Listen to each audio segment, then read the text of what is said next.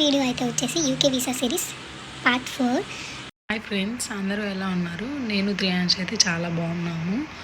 So ఈ video అయితే వచ్చేసి UK visa series part 4. So part 1 and part 2 and part 3 వచ్చేసి పాస్పోర్ట్ గురించి, అండ్ సెకండ్ వన్ వచ్చేసి ఎఫ్డి గురించి, అండ్ థర్డ్ వన్ వచ్చేసి మెడికల్స్ గురించి చెప్పుకున్నాం కదా. ఇదైతే పార్ట్ 4 అనమాట. పార్ట్ 4 ఏంటి అంటే ఏమేమి డాక్యుమెంట్స్ కావాల్సి ఉంటుంది వీసాకి, అండ్ ఏమేమి డాక్యుమెంట్స్ వీసా ఇమిగ్రేషన్ దాంట్లో అడుగుతారు. నేనైతే కొత్తగా యూట్యూబ్ స్టార్ట్ చేశాను కాబట్టి నాకైతే అంత ఐడియా లేదు. నేనైతే ప్రో కాదనమాట. బికాస్ అంటే యూట్యూబర్స్ ఉంటారు కదా, వాళ్ళు చేసినంత ఇదిగా నేను చేయకపోవచ్చు. బట్ నాకు తెలిసిన ఇన్ఫర్మేషన్ అయితే నేను ఇస్తున్నాను మీకు ఇది యూస్ఫుల్ అయితే కనుక please subscribe to my channel and మీ ఫ్రెండ్స్కి కూడా షేర్ చేయండి. సో మనమైతే డిలే లేకుండా ఈ వీడియోలోకి అయితే వెళ్ళిపోదాము. ఫస్ట్ డాక్యుమెంట్ అయితే వచ్చేసి బేబీ బర్త్ సర్టిఫికేట్ అన్నమాట. అండ్ సెకండ్ వన్ వచ్చేసి మన మ్యారేజువల్ స్టేటస్ ఇన్ కేస్ మీకు మ్యారేజ్ అయి ఉంటే. మ్యారేజ్ సర్టిఫికేట్ ఎందుకు అడిగాను అంటే బికాజ్ అడాప్ట్ చేసుకుంటారు కదా పిల్లల్ని, అడాప్షన్ ద్వారా కూడా తీసుకెళ్తారనమాట.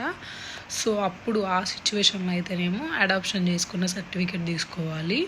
లేదు మీ ఓన్ పిల్లలు అయితేనేమో మీరు మ్యారేజ్ సర్టిఫికేట్ అయితే compulsory, and baby passport, and వచ్చేసి medical certificate, and third one వచ్చేసి ఎఫ్డి. ప్రజెంట్ నేను స్టూడెంట్ వీసా గురించి చెప్పట్లేదు కాబట్టి, డిపెండెంట్ వీసా గురించి చెప్తున్నాను కాబట్టి ఆ డాక్యుమెంట్సే చెప్తున్నాను. స్టూడెంట్ వీసాకి అయితే కూడా కాలేజ్ లెటర్స్, మీరు బీటెక్ కానీ డిగ్రీ కానీ చేసిన గ్రాడ్యుయేషన్ సర్టిఫికెట్స్ అన్నీ కావాలి. ఎంఎస్కి మీరు అప్లై చేసుకుంటే అది ఆఫర్ లెటరు కాలేజ్ నుంచి వచ్చి ఉంటుంది కదా, అది ఆఫర్ లెటర్ కావాలి. Offer letter means cash letter వచ్చి ఉంటుంది కదా అది. అండ్ మీరు వీసా అప్లై చేయాలి అంటే బిఫోర్ మీరు ముందే ఒక కాలేజీకి 50 or 40% కాలేజ్ ఫీ అనేది పే చేయాల్సి ఉంటుంది. సో ఈ ప్రాసెస్ అంతా చాలా పెద్దగా ఉంటుంది, స్టూడెంట్ వీసా ప్రాసెస్ అంతా. అది నేను మొత్తం ఒక వీడియోలో చేస్తాను. ఇప్పుడు నేను ప్రజెంట్ అయితే డిపెండెంట్ వీసా గురించి చెప్తున్నాను కదా ఈ సిరీస్. సో అందుకని నేను డిపెండెంట్ వీసా సిరీస్ కంటిన్యూ చేద్దాం అనుకుంటున్నాను. మీకు ఎవరికన్నా స్టూడెంట్ వీసా గురించి కావాలి అంటే మీరు నాకు కామెంట్ చేయండి, నేను తప్పకుండా అది వీడియో అయితే చేస్తాను. ఎట్లా, ఏ యూనివర్సిటీలు బాగుంటాయి, ఫీజు ఎంత ఉంటుంది, మీకు స్కాలర్షిప్ వచ్చే యూనివర్సిటీస్ కూడా ఉంటాయి, వాటి గురించి కూడా చేస్తాను నేను. ఈ డిపెండెంట్ వీసా వచ్చేసి నేను ఇప్పుడు 2 కేటగిరీస్ చెప్తాను. ఫస్ట్ వచ్చేసి మీరు మీ హస్బెండ్కి వేసుకుంటున్నా లేదా మీ వైఫ్కి వేసుకుంటున్నా కానీ అది నార్మల్ డిపెండెంట్ వీసా అవుతుంది. మీ పిల్లలకైతే మీరు వేయాలనుకుంటే మాత్రం అది చైల్డ్ డిపెండెంట్ వీసా కింద వస్తుంది. ఏ కేటగిరీ అయినా 1 to 5 years అయినా 5 to 10 years అయినా చైల్డ్ డిపెండెంట్ వీసా కేటగిరీ కిందే వస్తుంది ఆ వీసా. నేను 2 కేటగిరీస్ ఎందుకు అన్నానంటే సేమ్ వీసాలు, కాకపోతే డిపెండెంట్ వీసా వేరు, చైల్డ్ డిపెండెంట్ వీసా వేరు. డిపెండెంట్ వీసాకి వచ్చి ఎఫ్డి వచ్చేసి 11 lakhs వేయాలి. చైల్డ్ డిపెండెంట్కి వచ్చి 6 lakhs ఉంటుంది, 6 or 650 అట్లా ఉంటుంది. మంత్స్ అయితే సేమ్ 28 days అయితే చూపించాలి. ఎఫ్డి లెటర్ అయినా అంతే తీసుకోవాలి. సో మేమైతే 2 వీసాలు వేసాము. ఒకటి డిపెండెంట్ వీసా మా హస్బెండ్కి వేసాము, ఇంకొకటి చైల్డ్ డిపెండెంట్ వీసా మా వాడికి అయితే వేసాము. డిపెండెంట్ వీసాకి అయితేనేమో మ్యారేజ్ సర్టిఫికేట్ అయితే అడుగుతారు, అండ్ మ్యారేజ్ ఫొటోస్ అడుగుతారు, and FD letter, and also medicals for both. నేను ఏ యూనివర్సిటీకి అయితే అప్లై చేశానో, నాకు ఏ యూనివర్సిటీ అయితే అప్రూవల్ ఇచ్చిందో ఆ యూనివర్సిటీ నుంచి వచ్చిన cash letter, and money pay చేస్తాం కదా మనం ముందే కాలేజీకి ఫీజు. నేనైతే 3 lakhs పే చేశాను బిఫోర్ వెళ్ళక ముందు. అంటే యూనివర్సిటీ నుంచి నీకు కన్ఫర్మేషన్ మెయిల్ వస్తుంది, నీ సీటు నీకు రిక్వైర్ చేశాము అని చెప్పేసి మనీ పే చేయండి అని. సో ఆ మెయిల్ వచ్చిన ఆఫ్టర్ మనం 3 lakhs అయితే పే చేయాల్సి ఉంటుంది. నా యూనివర్సిటీ ప్రకారం నేను చెప్తున్నాను. 3 lakhs పే చేసిన తర్వాత వాడు క్యాష్ అయితే వదులుతాడు కన్ఫర్మేషన్ లెటర్ లాగా.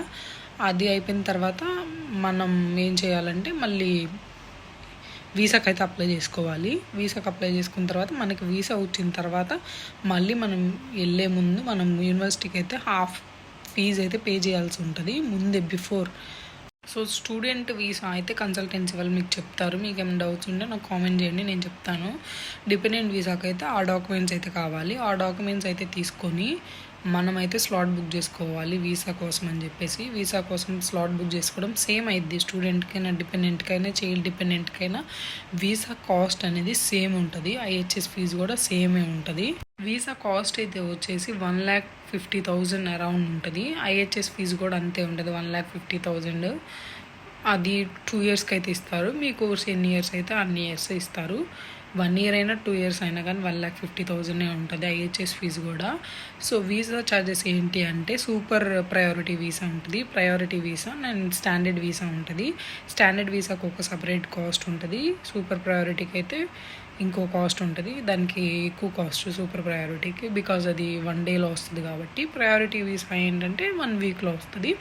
నార్మల్ అయితేనేమో 1 మంత్లో అట్లా వస్తుంది. యాక్చువల్గా మా వాడికి మేము సూపర్ ప్రయారిటీ వీసా వేసాము, బికాజ్ మాకు అంత టైం లేదు. నాకు కాలేజ్ పర్మిషన్ ఇచ్చింది September 1st వరకు. సో అందుకే మేము సూపర్ ప్రయారిటీ వేసాము. సో వెంటనే వచ్చింది మా వాడి వీసా. సో వాడికైతే డాక్యుమెంట్స్ ఏమడిగారంటే ఇమిగ్రేషన్లో వీసా ఆఫీస్లో ఎఫ్డి లెటర్ ఒకటి అడిగారు, అండ్ వాడి పాస్పోర్టు, వాడి డేట్ ఆఫ్ బర్త్ సర్టిఫికెట్, వాడి ఫొటోస్ అండ్ నా డాక్యుమెంట్స్ అయితే మెయిన్ నేనే కదా వాడికి వీసా స్పాన్సర్ ఇస్తాను. సో అంతే. ఆ డాక్యుమెంట్స్ అయితే తీసుకొని మీరు స్లాట్ అయితే బుక్ చేసుకొని మీరు వీసా ఆఫీస్కి అయితే వెళ్ళినట్టుంటే, మేమైతే చెన్నై బుక్ చేసుకున్నాము. బికాస్ చెన్నైలో రిజెక్షన్స్ చాలా తక్కువ. లాస్ట్ ఇయర్ కూడా మేము అంతే బుక్ చేసుకున్నాము. అక్కడ రిజెక్షన్స్ చాలా తక్కువ అని కంపేర్ టు హైదరాబాద్. సో నేను పిల్లలు ఉన్న వాళ్ళకి ఇచ్చే సజెషన్ ఏంటంటే గోల్డెన్ వీసా అని ఒకటి ఉంటుంది, golden visa category, and normal visa ఉంటుంది. ప్రీమియం మెంబర్ గోల్డెన్ అయితేనేమో 6,000 అయింది, వెయిటింగ్ ఎక్కువ ఉండదు. నార్మల్ అయితేనేమో లైన్లో వెయిట్ చేయాలి. వీసా వస్తుందా రాదా అని వీసా రిజెక్షన్ అనేది మాత్రం స్పాన్సర్ చేసే పర్సన్ మీద ఉంటుంది. ఇప్పుడు నేను స్టూడెంట్, వాడికి స్పాన్సర్ చేస్తున్నాను.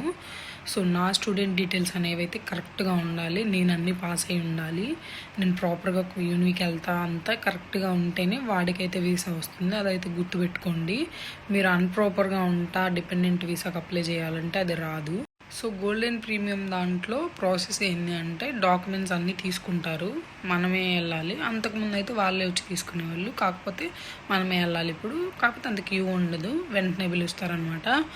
డాక్యుమెంట్స్ అన్నీ తీసుకుంటారు. డాక్యుమెంట్స్ అన్నీ తీసుకున్న తర్వాత వీడి చైల్డ్ కాబట్టి జస్ట్ వాడి ఫోటో తీశారు అంతే. ఫోటో తీసి పంపించేసేసారు. అండ్ నెక్స్ట్ వచ్చేసి మన డాక్యుమెంట్స్ అన్నీ వెరిఫై చేస్తారు. వెరిఫై చేసిన తర్వాత ఒక 10 minutes ఆర్ 15 minutes తర్వాత మనల్ని అయితే మళ్ళీ పిలుస్తారనమాట. బికాజ్ థంబ్ ప్రింట్ వేయాలి కాబట్టి ఫింగర్ ప్రింట్ అయితే వేయించుకుంటారు బాబుతో. సో ఫోటో అయితే తీసి ఫింగర్ ప్రింట్ అంతా వేసిన తర్వాత మన పాస్పోర్ట్ అయితే వాళ్ళు తీసుకుంటారనమాట. ఎందుకంటే వీసా స్టాంప్ వేసి మళ్ళీ మనకి పోస్ట్లో పంపించాలి కాబట్టి. ఇక అంతే, అంతటితో వీసా ప్రాసెస్ అయితే అయిపోయింది. మీరు పెట్టుకునే కేటగిరీని బట్టి మీ వీసా అయితే ఇన్ని డేస్కి అయితే వస్తుంది. మా వాడికి సూపర్ ప్రయారిటీ పెట్టాం కాబట్టి 1 డేలోనే వచ్చింది. మా వాడికి వీసా అయితే వచ్చింది. సో అంతే. ఇంకా వాళ్ళైతే మన పాస్పోర్ట్ని అయితే కొరియర్లో పంపిస్తారనమాట. బ్లూ డాట్ కొరియర్స్ అని ఉంటే, ఇంకా మీకు దగ్గరలో ఎక్కడ ఉంటే వాళ్ళు అక్కడ అడుగుతారు, మీరు ఎక్కడ దగ్గరలో మీకు ఉందని చెప్పేసి మీరు దగ్గరలో ఉన్నదాన్ని అయితే పెట్టుకోవచ్చు. అండ్ ఇంకా ఏంటి అంటే ఆఫ్టర్ అప్లికేషన్స్ అన్నీ మీరు ఇచ్చిన తర్వాత వాళ్ళు మీకైతే ఒక స్లిప్ ఇస్తారు, ట్రాకింగ్ ఐడి అవన్నీ. ఆ ట్రాకింగ్ ఐడి అవన్నీ దగ్గర పెట్టుకోండి, బికాజ్ మీ వీసా ఎక్కడి వరకు వచ్చింది ఏంటి అని చెప్పేసి దాంట్లోనే ఉంటుంది ట్రాక్ చేసుకోవడానికి. మీకు డిస్పాచ్ అయిన తర్వాత మీకు మీరు నెంబర్ ఇస్తారు కదా, నెంబర్ ఆర్ మెయిల్కి కానీ మీ నెంబర్కి కానీ ఓటీపీ లాగా ట్రాకింగ్ ఐడి లాగా అట్లా వస్తుంది అనమాట. మనమైతే ట్రాక్ చేసుకోవచ్చు ఎక్కడి వరకు వచ్చింది ఏంటి అని చెప్పేసి. దాన్ని బట్టి మనం వెళ్ళి తీసుకోవచ్చు బ్లూ డాట్ కొరియర్స్లో. మనమైతే పాస్పోర్ట్ చూసేదాకా వీసా వచ్చిందా రాలేదా అని చెప్పి చెప్పలేము, బికాజ్ పాస్పోర్ట్లోనే ఉంటుంది సక్సెసా అన్సక్సెసా అని చెప్పేసి. సో అయితే జాగ్రత్తగా డాక్యుమెంట్స్ అన్నీ చూసుకొని వెరిఫై చేసుకొని వెళ్ళండి వీసా ఆఫీస్కి. చెన్నైలో విఎఫ్ఎస్సి గ్లోబల్ అని ఉంటుంది, ఇప్పుడు అది మారింది, చాలా అప్డేట్ అయింది. అన్ని కంట్రీస్ని అక్కడే తీసుకుంటున్నారు.